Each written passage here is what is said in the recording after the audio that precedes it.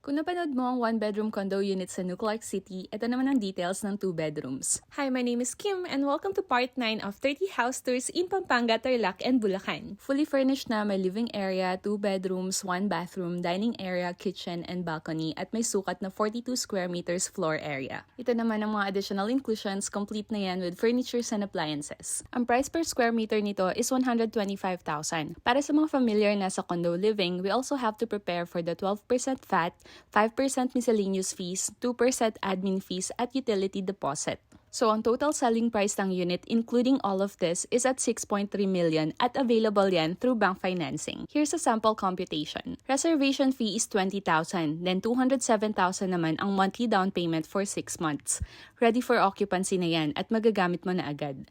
Once approved na ang loan mo sa bank, 49,000 naman ang monthly amortization for 15 years. If hindi ito pasok sa budget mo, they also have 1-bedroom unit at 3.7 million.